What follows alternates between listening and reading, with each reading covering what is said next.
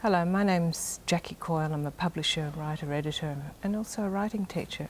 I've chosen a piece written by D.H. Lawrence. It was actually written 100 years ago this year. It's from the Faber book of Reportage, edited by John Carey.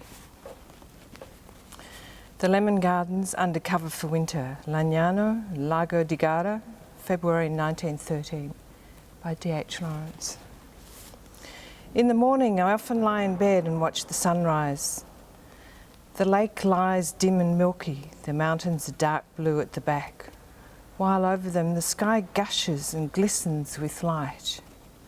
At a certain place on the mountain ridge, the light burns gold, seems to fuse a little groove on the hill's rim.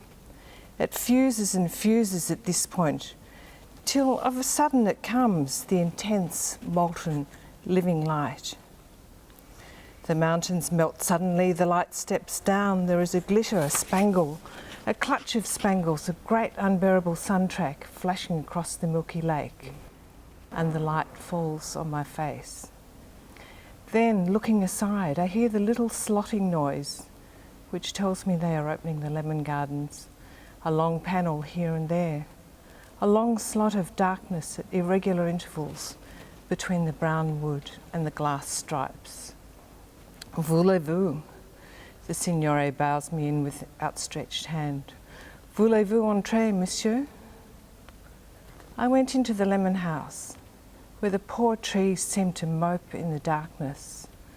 It is an immense, dark, cold place. Tall lemon trees, heavy with half-visible fruit, crowd together and rise in the gloom. They look like ghosts in the darkness of the underworld, stately and as if in life, but only grand shadows of themselves.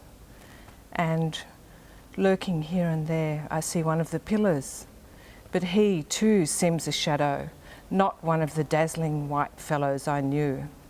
Here we are trees, men, pillars, the dark earth, the sad black paths, shut in this enormous box.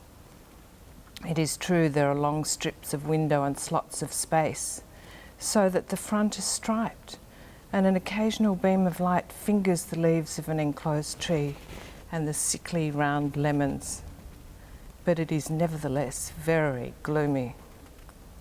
But it is much colder in here than outside, I said.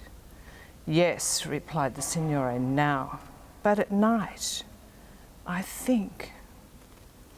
I almost wished it were night to try. I wanted to imagine the trees cosy. They seemed now in the underworld.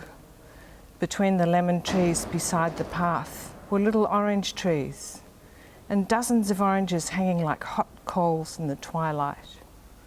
When I warm my hands at them, the signore breaks me off one twig after another till I have a bunch of burning oranges among dark leaves, a heavy bouquet. Looking down the Hades of the lemon house, the many ruddy clustered oranges beside the path remind me of the lights of a village along the lake at night, while the pale lemons above are the stars. There is a subtle, exquisite scent of lemon flowers. Then I notice a citron. He hangs heavy and bloated upon so small a tree that he seems a dark green enormity.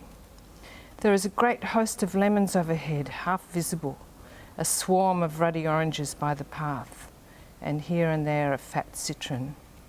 It is almost like being under the sea.